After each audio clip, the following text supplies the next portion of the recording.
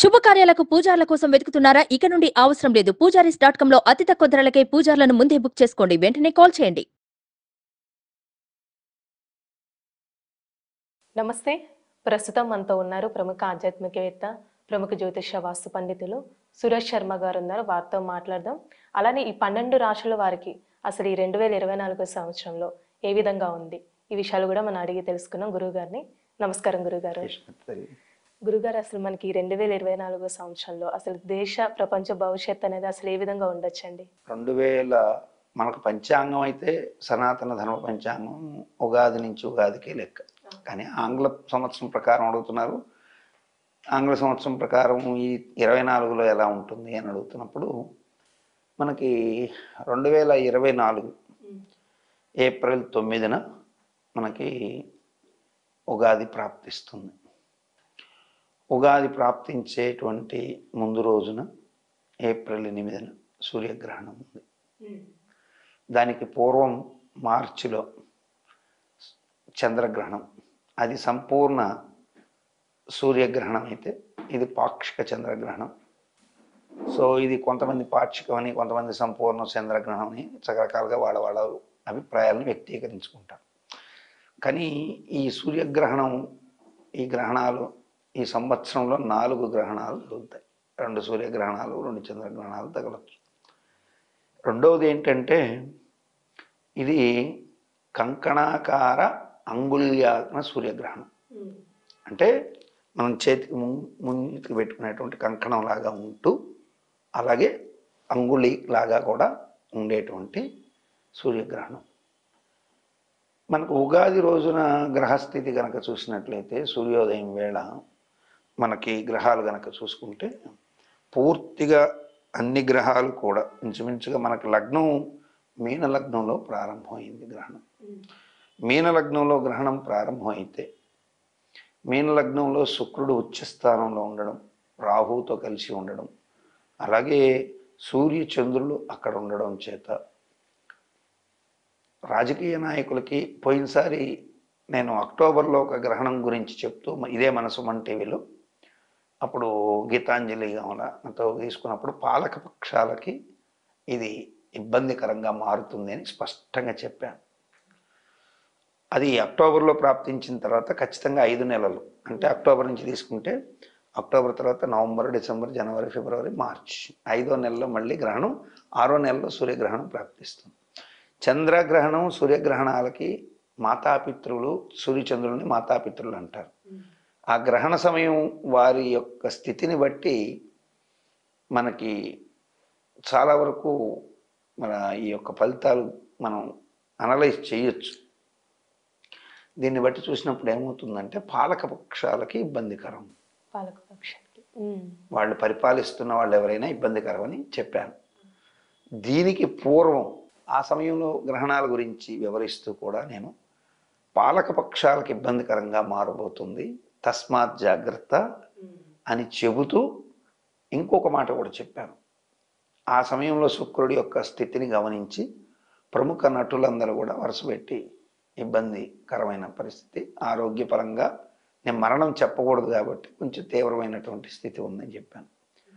ఇప్పుడు శుక్రుడు డైరెక్ట్గా ఉచ్చస్థానంలో ఉండబట్టి ఇండస్ట్రీలో గొప్ప హిట్స్ ఉంటాయి. అట్లాగే శాటిలైట్ రంగం బాగా పుంజుకుంటుంది. మీడియా, డిజిటల్ మీడియా కావచ్చు, ఓటీటీ ప్లాట్ఫామ్స్ బాగా పెరిగిపోతాయి. థియేటర్లో ప్రభ కొంత తగ్గచ్చు. అట్ ది సేమ్ టైం శుక్రుడు రాహుతో ఉండడం, లగ్నాధిపతి అయిన గురువు శత్రుగ్రహమైనటువంటి బుధుడితో కలిసి అంగారకుడు ఇంట్లో ఉండి, అంగారకుడు శని కలిసినటువంటి స్థితిలో శని చేత చూడబడడం వల్ల సినిమాలకి నేతృత్వం వహించేటువంటి ప్రముఖ నిర్మాతలు అలాగే దర్శకులు ఈ సంవత్సరం చాలామందికి ఇబ్బందికరమైన కాలం. మంచి అంటే దాన్ని మనం ఒక స్థాయి దగ్గర నుంచి తీసుకొని వెళ్తే బాగా హిట్లు ఇచ్చే దర్శకులకి గడ్డు కాలం ప్రాప్తిస్తుంది. అట్లాగే ఫెమిలియర్గా లేనటువంటి వాడికి బ్రహ్మాండమైనటువంటి హిట్లు వస్తాయి. అంటే వాడు ఎవడో తెలియని అనామకుడు కూడా ఒకసారి ఒక వెలుగులోకి వచ్చే అవకాశాలు ఉంటాయి.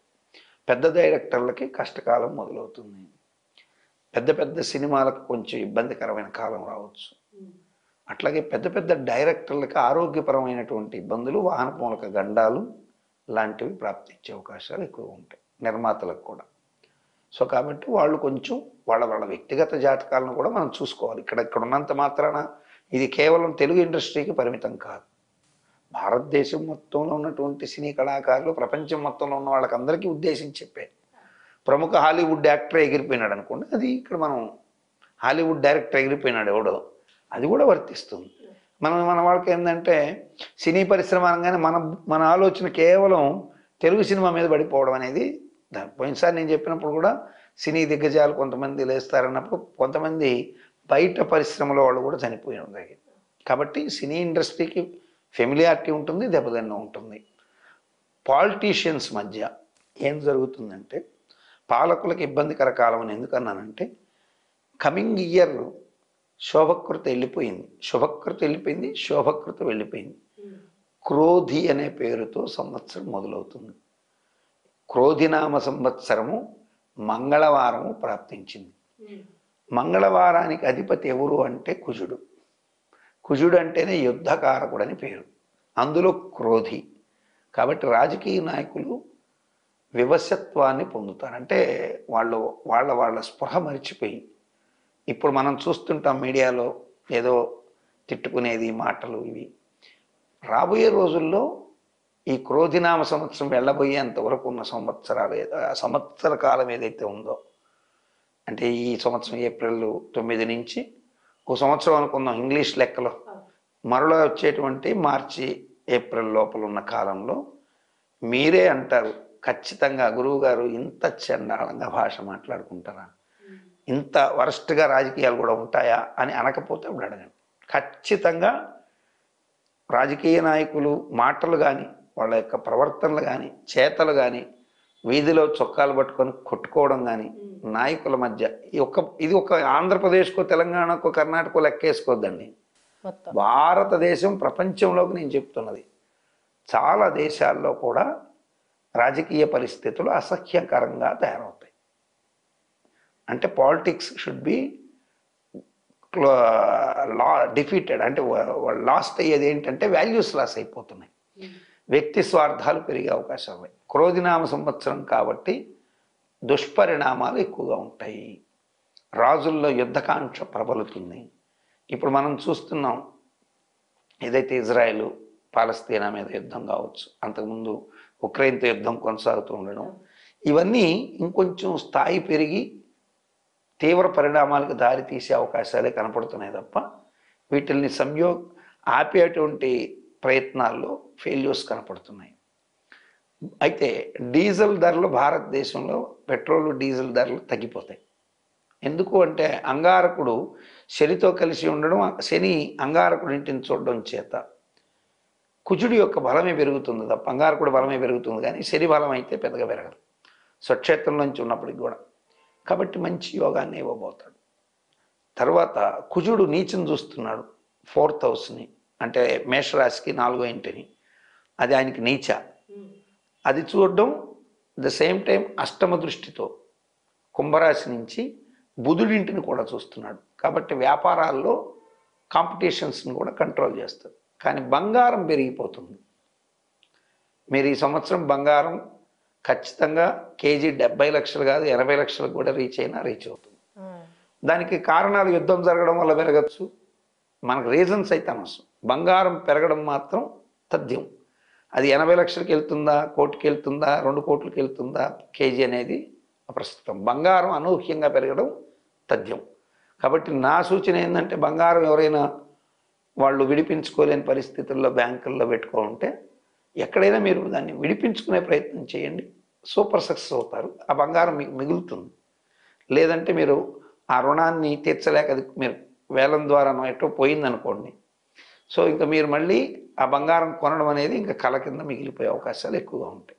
కమింగ్ డేస్ మాత్రం నెక్స్ట్ ఇయర్ ఎంత ఎలా ఉంటాయి. ఎరుపు రాక నేలలకి మంచి జరుగుతుంది. అంటే ఎర్ర నేలలు మీన్స్ బెంగళూరు ఎర్ర నేలలు, అట్లాగే రెడ్ సాయిల్ ఉన్నటువంటి ప్రాంతాల్లో పంటలు బాగా పండుతాయి. ఎరుపు నేలల్లో పంటలు కూడా బాగా పండుతాయి. ఉగాది రోజు మనం చెప్పుకోవాలి ఫలితాలు, కానీ రఫ్గా చెప్తున్నాను. తర్వాత పెట్రోలియము, గ్యాసు వీటి ధరలు కొంత నియంత్రణకు వచ్చే అవకాశాలు ఉంటాయి, కుజుడు రాజు కాబట్టి. కానీ యుద్ధ భయం పెరుగుతుంది. ఇక్కడ మనకు కాంట్రవర్షన్, యుద్ధం పెరిగినప్పుడు ఇటువంటివి కన్జంప్షన్ పెరగాలి, ఈ పెరగవు, బంగారు పెరిగిపోతుంది, అది తమాషా. తర్వాత ఇంకొకటి ఏంటంటే ఆహార ఉత్పత్తుల కోసం కొట్లాట జరగచ్చు. అంటే ధాన్యం కోసం లేదా ఏదైనా ఒక ధాన్యాన్ని ఎత్తుకోబోతుంటే దానికోసం కొట్లాటలు జరిగే అవకాశాలు ఉంటాయి. అండ్ వైపరీత్యాలు, ప్రకృతికి సంబంధించినటువంటి వైపరీత్యాలు, భూకంపాలు లాంటివి, అండ్ రివర్స్ పొంగడాలు ఇటువంటివి కూడా ఉంటాయి. సముద్రం కూడా కొంత అల్లకల్లోలంగా మారే అవకాశాలు ఉంటాయి స్పష్టంగా. లాస్ట్ ఇయర్ కూడా నేను ఈ ఇయర్ 2 సార్లు తుఫాన్ ఫేస్ చేయాల్సి వస్తుందని చెప్పాను. ఆ 2 తుఫాన్లు మనం ఫేస్ చేసాం, ఇంత నష్టం జరిగిందో చూసాం. ప్రపంచవ్యాప్తంగా కూడా తుఫాన్లు ఎక్కడెక్కడో వచ్చాయి. సో మనకి ఎప్పటికప్పుడు గ్లోబల్ న్యూస్ని కనుక మనం స్టడీ చేస్తూ ఉంటే మనకు తెలుస్తుంటాయి. సో ఓవరాల్గా చూసినట్లయితే ఇది అంత మంచి సంవత్సరం కాదు. మరి అంత సంవత్సరం కానప్పుడు మరి మనం ఏం చేయాలి గురుగారు?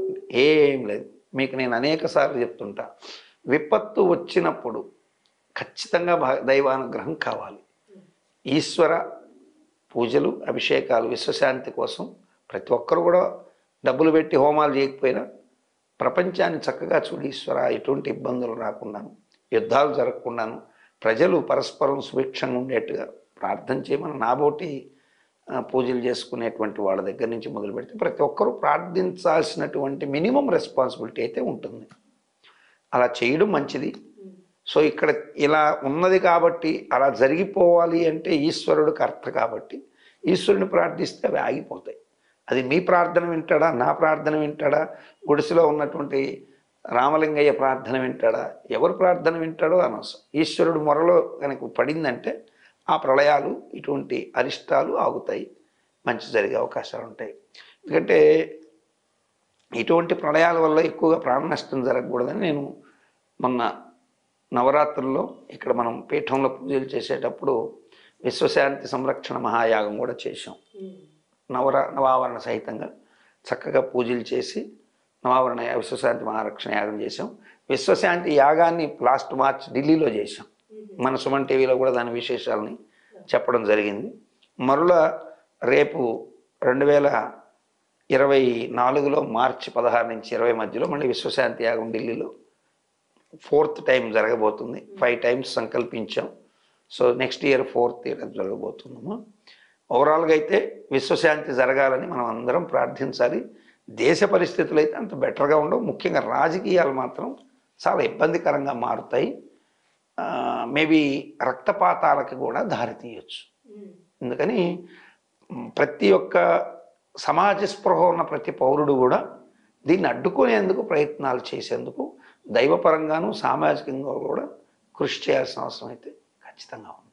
స్త్రీ పురుషుల మధ్య వ్యామోహాలు పెరిగి అది అక్రమ సంబంధాలకు దారితీయడం, దానివల్ల ఆ టైప్ ఆఫ్ మరణాలు పెరగడం, అక్రమ సంబంధాల వల్ల వాడు చంపేశాడు, ఈమె సూసైడ్ చేసుకుంది, వీళ్ళిద్దరు వెళ్ళి చచ్చిపోయారు, ఇటువంటి న్యూసెస్ ఎక్కువగా ఉంటాయని చెప్పి చాలా చక్కగా తెలియజేస్తారు గురుగారు. ధన్యవాదాలండి.